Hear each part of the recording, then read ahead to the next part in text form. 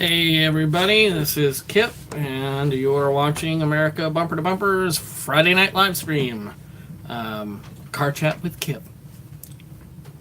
We're gonna kind of wait a minute or so for see if anybody hops in, and then we'll start getting on with news. Some of the stuff we're gonna talk about. Let's see here. Toyota and Panasonic have a battery deal. Subaru has halted Japanese production. We got some Ford news. Some reporting on a Corvette special edition that I talked about last week. And a couple of really cool stories. That I think are really cool. And one personal. I'm gonna actually take a few minutes and we're gonna talk about the very first car I ever owned. And I'll show you a picture. It wasn't of the exact car that I owned, but it's to give the idea of what it was. So we'll get into that too. And let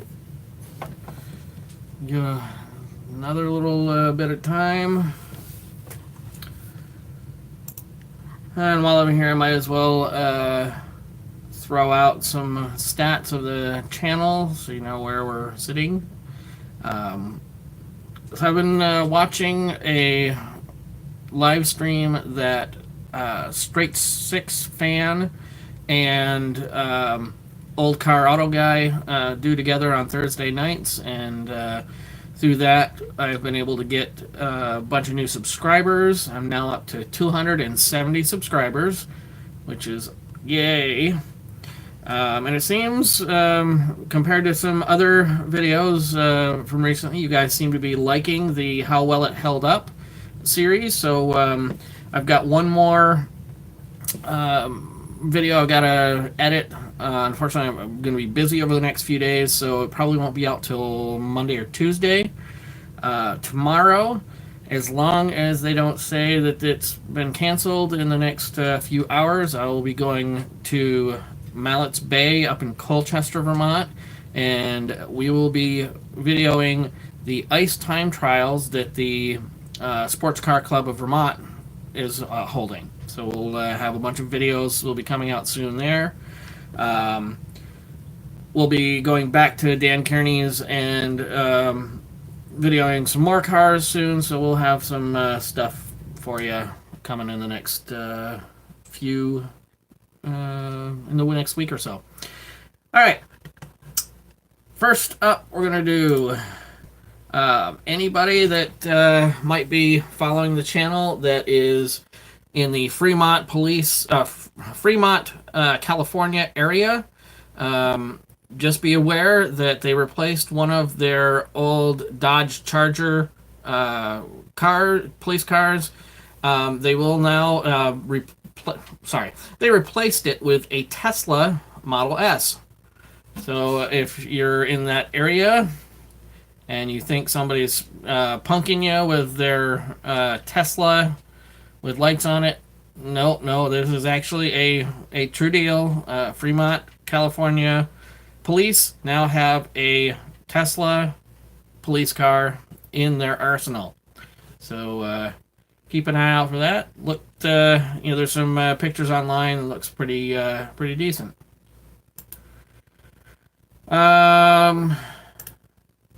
right, now we're gonna biggest news from the past week or a couple of week and a half, whatever, was the Barrett-Jackson auction in Scottsdale. What we're going to do now is go through a list of 10 or 11 of their highest priced sales. A lot of these sales were sold to hey Jason, how are you? They're sold to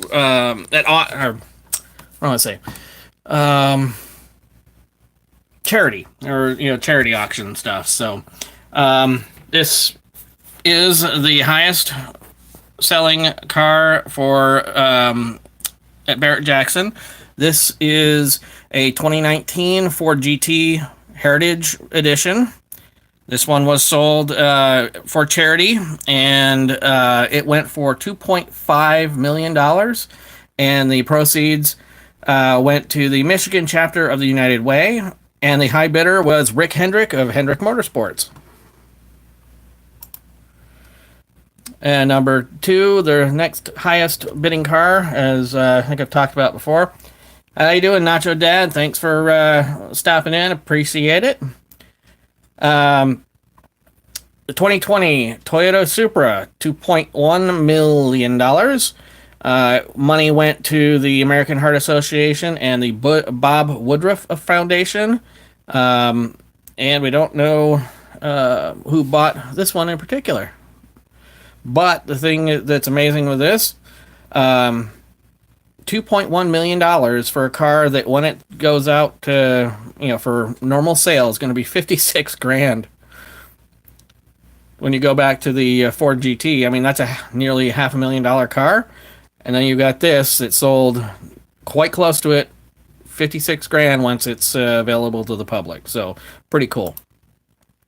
Next up, 2019 McLaren Senna for $1.4 million. This one wasn't a charity sale. Yeah, but there's only one. That is very true, Jason. This one, number 5 of 500 sold, has 281 miles on the clock. 1.4, yeah, very fat wallets when you get to there. Hey, Rough Rods, thanks for stopping in. Now this one, I looked at it and went, holy moly. 81 Jeep CJ7, $1.3 million. I'm like, oh my God, I don't know if any Jeeps ever, and then I read a little bit further. All right, so this one was a charity vehicle. The guys at Fast and Loud, the Gas Monkey Garage, they rebuilt this one, and it was sold for, like I say, $1.3 million, and the proceeds went to the Gary Sinise Foundation. That is cool. I don't know that I'd ever pay 1.6, but, again, charity, well worth it. 2014 Mercedes AMG G60 6x6, $1.2 million. This was another one that was not a charity vehicle. Funky. I kind of like the regular G-Wagons, but to each their own. 1.2 million. And then the first 2020 Mustang Shelby GT500, 1.1 million. 6x6 looks good. It definitely looks interesting. That's a very definite thing. So the first GT500 that sold to the CEO of Barrett Jackson, and this one the proceeds went to the Juvenile Diabetes Research Foundation. So very, very, very cool for all the charities that got some big money. 2012 Lexus LFA Nürburgring Edition, $918,000. This one, there's a lot apparently that are of LFAs that are still unsold, that are like brand new, but this one's not one of them. Yeah, and it's a Mustang, right? But $918,000, not too bad for the Nürburgring Edition here. Celine S7, not bad in itself. 715 horsepower twin turbo. Nacho's Dad, the only reason it sold for more is because it went to for charity. The LFA didn't. It was just a straight sale, but anything that goes to charity, it's going to get huge numbers. $687,000 for this Celine S7. I think that is one sexy ass car. I've heard though that reliability of them is not the greatest, but does that look good? 2016 Z06 C7R Edition, $600,000. You're thinking, oh my God, $600,000 $600,000. Hey, Classic Rides. Thanks for stopping in. Appreciate it. $600,000 for a 3-year-old Corvette Z06. Now, the thing that makes this one special and why it, this was also a charity car. This was owned by Jeff Gordon himself, NASCAR star. Well, supposedly this is a limited edition car, and proceeds went to Jeff Gordon's Children's Foundation. So that's why this one, the Z06, sold for $600,000. I think that's a pretty good looking. Go 24. I won't tell my son about that. He's a Jimmy Johnson fan. And this is back to a charity car, but it was another GT Heritage Ford GT Heritage Edition. This was the first. I shouldn't say the first. The second outing for the Ford GT, the 2006, and went for just over $500,000. And the final, Grayson. What? Your Bumblebee Camaros went for $525,000. Jesus. Yeah. So, 4 cars that GM sold. These cars were, I talked about it before, were all in the not Bumblebee movies, the Transformers movies, the Michael Bay movies. 4 cars, 1 lot, $525,000. The proceeds of that went to Operation Homefront, so this is another auction charity thing, and it's the only bad thing about that is those cars are not road. They come with salvage titles or parts titles. I don't know, something that they're. It'll be a lot harder for them to be able to get out on the road, but depending on your state, you probably could get it done. All right. So, talked very briefly last week about a special edition Corvette that was coming out. They were going to be debuting it. It ended up actually being today at the Rolex 24 Hours at Daytona. It is a Grand Sport special edition. It's a driver's special edition. Let's see if I can get in here and see what. Okay, driver's editions are only available on Grand Sports, but can be had in all 3 versions: LT1, 2, or 3. Package adds $5,000 onto the LT1 or 1 LT and the 2 LT, and nearly $6,000 on the 3 LT. And they'll go on sale in the spring, and you get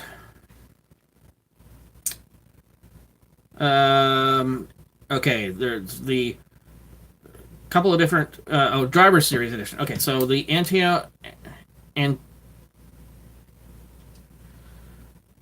I know everybody's waiting for that. Is waiting for the C8, and apparently, again, a lot of people are speculating that it could be shown at New York, and then there's lots of other people that are saying it'll be a standalone event at the Corvette Museum sometime early summer, like June, July, something like that.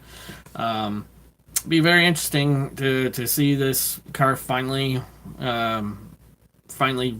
be unveiled and get everybody going. Okay, that's what it looks like, not any renderings that you see online. So anyways, these Corvettes, they're all the drivers of the C7R. They're all specifically designed, little hashtags and stripes and other little features. Each driver was the one that kind of put their own little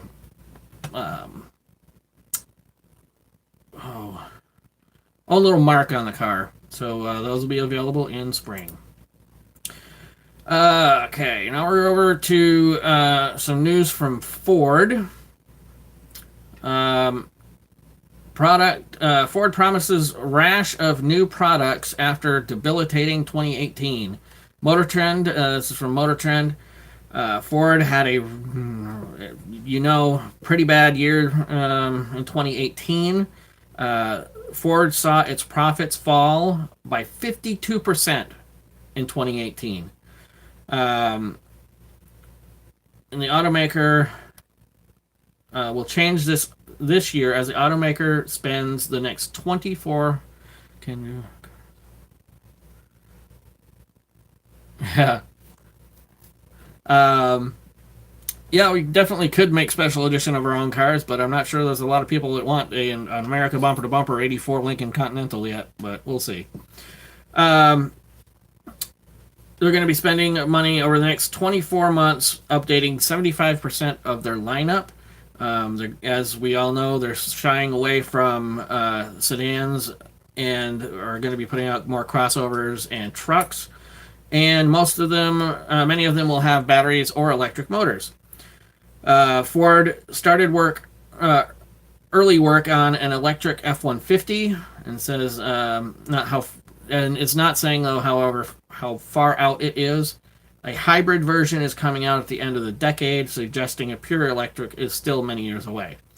I don't know if technology has quite gotten where it needs to be to have a full electric pickup truck, especially if it's a truck that you're going to be using to haul any sort of things. Maybe it's just because it's the F-150, but I would be very surprised if they make an F-250, 350 variant of an all-electric truck, because that's a big load on a battery to try and move the weight of the vehicle plus whatever you got in the bed, or if you're towing. So that's kind of an interesting thing. Other thing in this report is saying that, like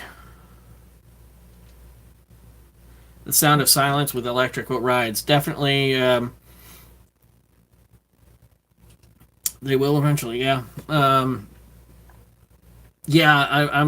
if electric cars really are the wave of the future and everything's going to be electric, I'm going to have to make sure that I make plenty of recordings of different cars' engines now, so that I can play them in my car while I'm going down the road, because I still want to hear that amazing sound of V8s, V12s, V10s.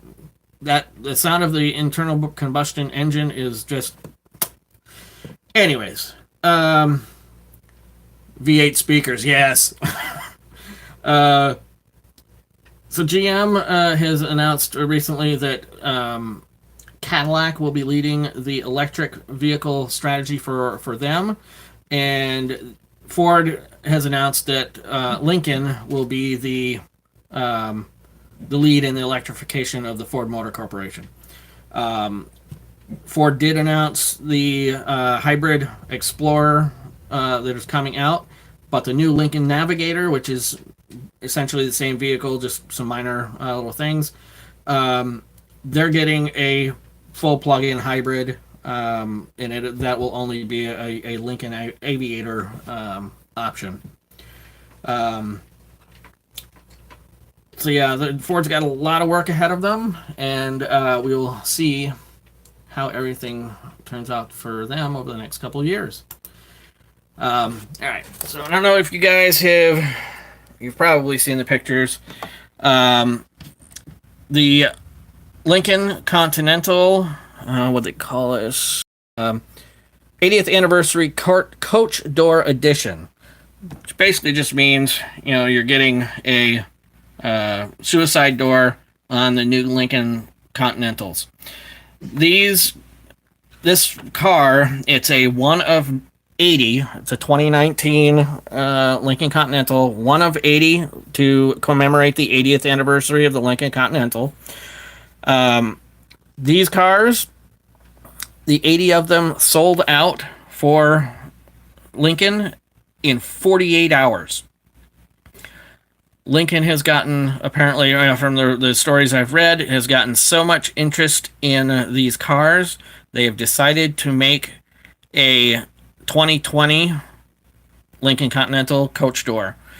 to take up the demand of all the people who are saying they want it. And you're absolutely right, Nacho Dad. That is a good looking car. And I think it looks great with the suicide doors. I mean, an American company, yeah, it definitely takes you back to the Continentals of the 60s. That's what's been missing. I mean, a coach, quote unquote, excuse me, coach built cars. We haven't seen something like that. Definitely better than Lambo Doors. Absolutely. I really think that Lambo Doors only look good on Lambos. I mean, the few other cars, something similar. The Paganis and the Koenigsegg's and whatnot. But theirs are all a little bit different. But the actual scissor door, the only car that they've ever looked good on is those Lambos. Anything aftermarket, Corvettes with them, they look like crap in my opinion, and that is my opinion only. But I think that car companies, especially American car companies, they're missing out hugely, and I think I may have said this on another live stream at some point. They're missing out hugely on not doing, as GM used to do, the Copo cars. Or like Lincoln, a coach built, something that people can go, hey, you know what? I don't really like that leather. Why don't you give me that leather? Or, hey, that paint, it'd be nicer if it was a little darker. If somebody's willing to pay out a little extra money to have a car that's special to them, I don't know why they aren't doing it. Set up a special division or, Skunk Works, whatever you want to call it, that does that. That's their one job. If somebody wants or that bigger engine. Exactly. Hey, I don't want that 3.6 liter V6 in my car. I want, the small V8. Make it fit. They're missing huge opportunities. That's all I'm going to go for. All right. Subaru in Japan. This story comes from Routers. Rolls does it. Yeah, I know. And they're selling cars for massive amount of money. They are making massive amounts of money, by doing that. And I don't understand why other companies don't see that and get on board. Yeah, Rolls is a, $300K, $400, $500, but some people would be willing to pay a little bit extra for a car that's definitely all their own. Subaru, they've halted production in Japan over a defective part. 2 weeks, power steering component that has been failing, so they oh my god, I got a creeper. What? No, I just went to the eye. Hi. Thank you for stopping in. You're welcome. Yeah, so Subaru's shut down their line so that they can fix this steering component, and I think that is actually a huge kudos to them to find the problem, fix it before the cars get out the door, so that they don't have to worry about recalls. Next story comes out of Motoring Research. Hyundai has created the world's first multi-collision airbag system. Now, what we're talking about here is in lots of car accidents nowadays, steering is definitely important. Absolutely. Lots of collisions today are multiple collisions. So you might rear end somebody, but then somebody rear ends you, or you get sideswiped and then somebody else hits you from another side, whatever. Generally, once airbags have been deployed in that initial crash, nothing else will deploy if it's somewhere else in the car. some other point on the car. So apparently, Hyundai has created a system that will allow for multiple airbags to deploy at each impact. So you get hit in the front airbags go off, and then you get hit from the side airbags will go off, better protecting everybody in those multi-collision accidents. And this, I know this is not what's going to happen, but it just made me think about, what was the name of it? It's a Wesley Snipes and Sylvester Stallone movie set in the future. Oh, crap. But anyways, they got into an accident and foam enveloped the whole car and instead of an airbag and just encapsulated everybody, and that was how everybody survived. Demolition Man, I think, is what it was called. But that was that's the first thing that came to mind with that one. Staying across the, definitely very common on icy roads. That is very, yep. That GTO was amazing in Demolition Man. I hope our future doesn't turn out like that. All the quirky little stuff that was there, but the cars. But anyways, okay. So we're staying across the ocean with another Japanese car story. Toyota and Panasonic have announced a joint venture that will be making electric vehicle batteries. Toyota will own 51% of it, Panasonic the rest. 3,500 employees between the two companies will be pushed into this joint venture, and they're trying to make the best possible lithium-ion batteries to be sold on the global electric vehicle market. Currently, Panasonic is number one in battery cell supply. They produce the most, and they also are the exclusive battery provider for Tesla. And they're looking to get ahead of South Korean competition that has been coming up from Samsung, LG, and CATL from China. Those guys are getting into the EV battery market, and Panasonic is hoping that this will keep them at the forefront, which I think is pretty dang cool. All right. I thought you were a 60-inch. Yeah, I mean, instead of windshield, you get that. You get a massive screen and cameras. You know, it's just another safety feature. You know, you don't actually get to see the road anymore. But, you know, hey, once autonomous cars come around, you can watch, YouTube instead of, seeing where the car's going, which would be kind of cool. All right. Yeah. So another auction that was happening the past weekend, same time as Barrett Jack, was the Gooding and Company. And the 2019 Scottsdale auction grossed $48.2. Yeah, and drink a beer. Yeah, hey, you can't be caught. Under the influence. Well, you can be under the influence, but if you're not driving, I don't see any reason. Anyway, they made $48.2 million selling 105 cars, and they're all led by top-selling Ferraris. The first one is this 63 Ferrari 250 GT short wheelbase, $7.595 million. One of 166 built in the world. And this is a second series car, which there was only 77 in road spec. And I can't imagine spending that much money for a car. But hey. Next up was this 1958 Ferrari 250 GT TDF.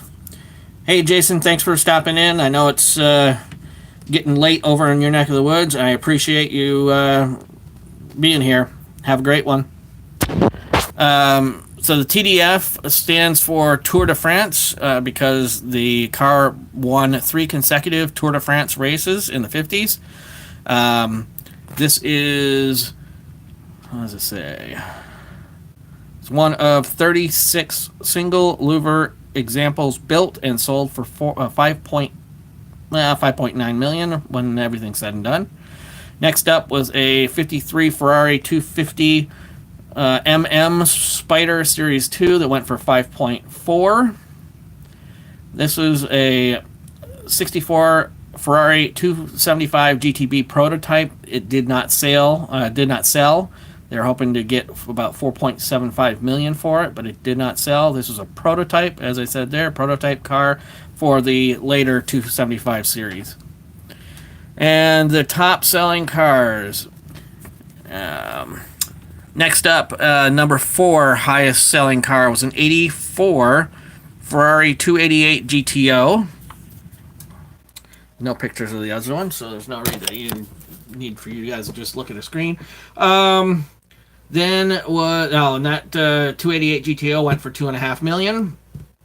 52 Ferrari 212 Cabriolet went for 1.9. 63 250 GT Lusso went for 1.9.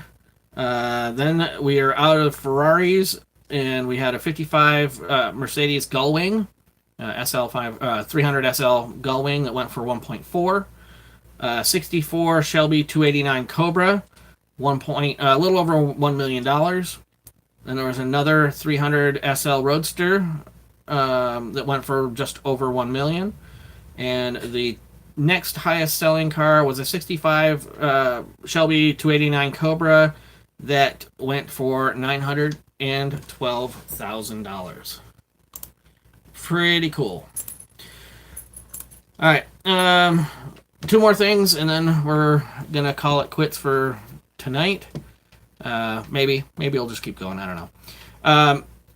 Read this story the other day, and I thought it was pretty cool because it reminds me of when I was a kid. I've always been a huge car fan, lover of cars. My first memory as a kid is of a car. I don't know, I was 4 or 5, and classmate. Might have been kindergarten, so maybe 5 years old. A classmate, neighbor, whatever you want to call it.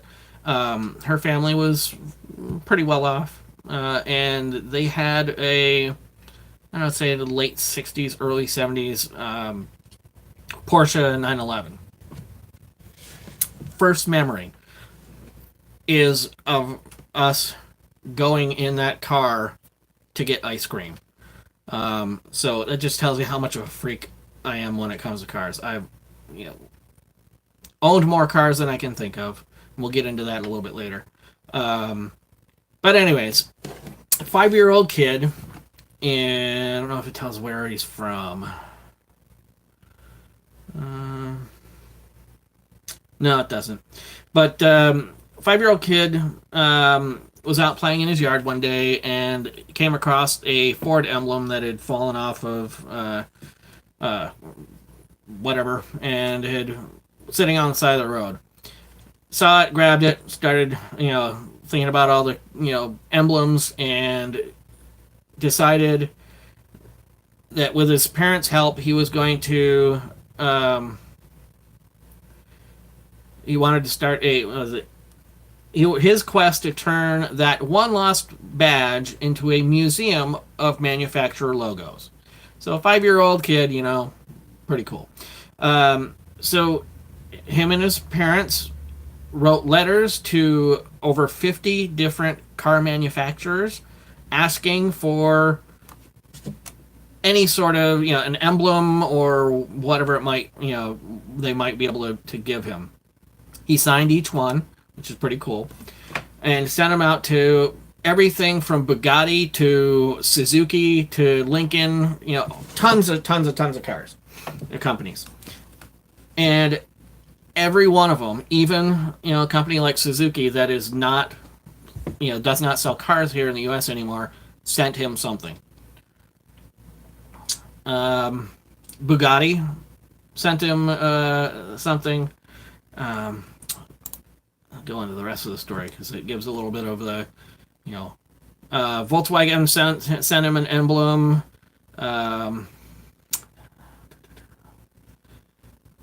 Volvo sent him an emblem.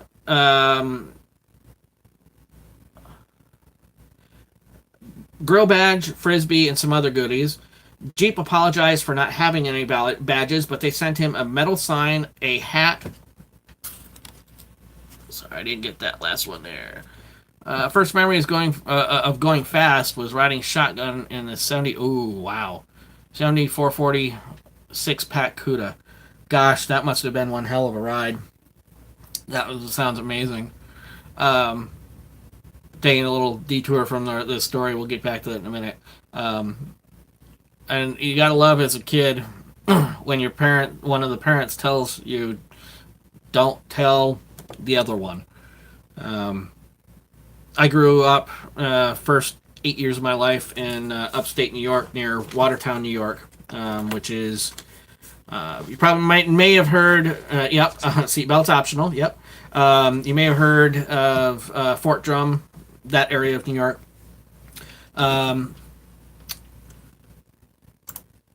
And the road that we lived on was basically getting rebuilt. They took it down, 3 or 4 feet and just rebuilt the road up, new culverts and all that sort of stuff. My dad at the time had a square body Chevy, and we were going along, and we went over one of these humps where they had built up a bunch of gravel over the culvert, and we're like, Dad, do that faster, do it faster. Well, the next one, he really laid into it, and we jumped off of that thing. Don't know how far we went with it, but we landed. Of course, like you say, my brother and I were both unbelted, so it was, don't tell your mother. Of course, the first thing I did when we walked through the door was, Mom, guess what? Anyways, yeah, so Jeep sent him a whole bunch of stuff. Bentley sent him a center cap from a wheel. BMW sent him a bunch of stuff. Tesla, Bugatti, Honda, and many more. Lincoln, and I think it was pretty damn cool, sent an original pencil sketch of the new Continental. He also very kindly sent them a penny to help offset the cost of getting the stuff to him, and every one of the companies sent something, sent the penny back. Suzuki, although they haven't sold cars here since 2014, sent him a keyring, stickers, and brochures for their motorcycles and ATVs. Isuzu explained that they got out of the car business in 2018, but they sell commercial vehicles, and they sent him a bunch of Hot Wheels sized models of cars. So, I mean, that right there tells me companies are doing, good thing to keep people, especially kids, interested in the industry, whatever. So probably one of the last things we're going to do, unless we, get a, big conversation going here, is I'm going to talk about the very first car I ever owned. Let's see, at the time was 14 years old, so not even old enough to legally drive. My brother, who was 4 years older than I am, he owned a 84 Chevy Cavalier station wagon. It was actually his second car. First one was a Chevy Chevette. But somewhere along the way, he needed a couple of parts for his Cavalier, so he found another really cheap, and it might have been an 83, could have been, might have been another 84 Cavalier wagon, and he decided to turn it into a pickup truck, kind of along the lines of this, except for The 84's, the front end was a lot different. It had didn't have the composite headlights. It was, two headlights side by side. Um, well, yeah, sorry. He we were never gonna get that car on the road, but I bought it off him for, I don't know, 50 or $100. I don't know, and I was adamant that I was gonna get that car on the road. And it was a lot like the one that you saw in the picture. What he did was he took the tailgate, took that off, cut the roof back right after the rear doors, and then stuck the tailgate where that where the cut was, and then put in some more metal to try and. It was not, no welding. It was pop riveted, I think. So there's no way in hell that car would have ever passed inspection. But so I got that back to my house, and my stepfather had a huge field out behind our house, and so I drove that in the field and kind of learned how to drive. It was a 5-speed manual, but there was a problem with the clutch in it. I don't know if it was a throwout bearing was seized or something like that, but basically you had to start the car in gear, and you're always running in either first, or if you could get it going in second, in second. So 67 Malibu, that's a great car. Any of those 60s Malibus. I'm hoping someday soon to catch up with a woman that I know. I've kind of lost track of her. Hoping to be able to find her again. She bought I believe it was a 71 or 72 Malibu convertible, and went to Detroit or wherever it was built, and actually drove the car off the line. That is just an amazing thing. She still owns the car now. Last I knew, it was in need of some assistance to get back on the road. But anyways, I hope that someday to get that story of owning a car for its entire life, because that nowadays kind of hard to. First car was a '69 Roadrunner 383 4-speed. Very, very cool. Coolest car that I have ever owned. It's not really cool. Was a 80, for me, the coolest 86 Camaro, so third gen Camaro. This car was a 2.8 liter V6 5-speed T-top car, which I found that spec to be quite unusual, having the V6 with T-tops. Bought that car from a real shady car dealer, but was able to drive it for a few years. This was definitely not anywhere near my first car, but it was one of my most favorites. At that point in our, my wife and my life together, things were kind of rough. We couldn't afford to do some work that needed to be done to it, so I ended up selling it to a friend, my stepson's friend. I sold it to him. He had cash. He was willing to give me for it. So I sold it to him. Sold it in, I want to say it was like March or April. And being in Vermont, still has lots of opportunity to get snow. So about 3 weeks later, I see him driving around in the Camaro. Pulls over, parks, I pull in next to him, and I see that the complete passenger side is crushed in. I'm like, dude, what happened? Well, I slid off the road. Like, those tires weren't anywhere close to being good for any sort of snow or anything, so he smashed up the side of it. And then about another week or two later, I got word through the stepson that he had actually totaled the whole thing out, so I was like, oh, son of a bitch.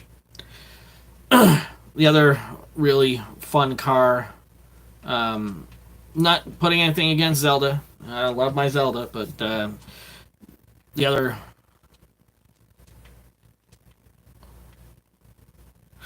That is very true. There's, each car has a special spot in your memories. The best car I've ever owned, not, definitely not cool at all, but 95 Buick Century. Old grandma car. Bought it. It had a blown head gasket, but other than that, I mean, the car, once I fixed that, V6. Not sure what size the engine was, but it might have been a 3.1. Probably 3.1. GM's 3.1. Reliable as hell. Not a speck of rust on the car. Drove great. Got me everywhere I needed to go. Hands down, best. Just great, great car. I've owned so many cars that I can't even remember all of them. I tried once to actually make a list, and I couldn't do it. Anyways, so the back to the Cavamino, as I like to call it, the Cavalier pickup. Ended up tooling around in our field for a summer, and at that point I was about ready to get my permit and then my license, and we knew that car was never going to make it. So I ended up selling it for scrap, and the first car I ever had that I was actually drove on the road was an 84 Mercury Lynx, that two-door, had a 4-speed, gutless on power. That car's special thing was my brother had rear-ended a pickup truck in it previously. It had basically skinned the hood back. The car did a nosedive, went underneath the back bumper, and skinned everything back.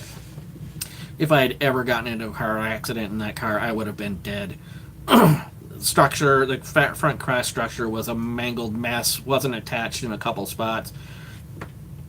But somehow we were able to get it back together enough that it passed inspection, and I drove it for a couple of years that way. Never would pass nowadays. I've owned an 79 Buick Regal. That car had tons of problems, but again, teenager, thought it was going to be, the greatest thing, ever, and I was going to fix it up and make it the best car ever, and never happened. Anyway, I think, guys, I thank you all for sticking around for best car you ever owned was an 80 Monte Carlo, pretty much, yep. As much as General Motors gets crapped on for the Malaise era cars, they had a pretty much. Hey, Lillian, how you doing, Laney? Thank you for stopping in. You like your Electra, huh? Reliable in any woman. That's just, that's funny. So, Laney, what are you up to tonight?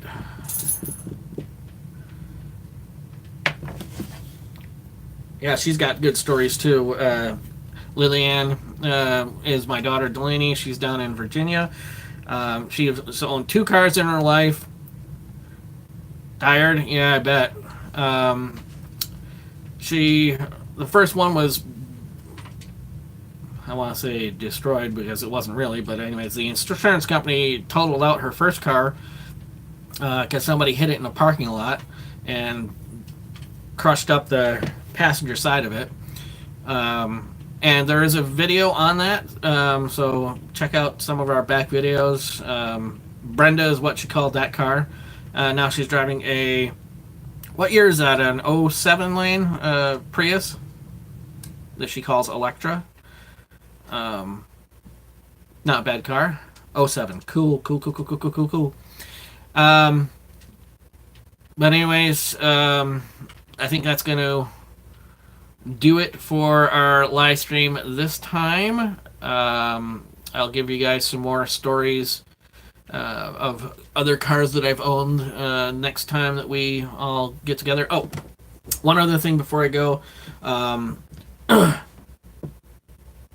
Talking about from earlier, the Fast and Loud Jeep that was sold at Barrett Jackson.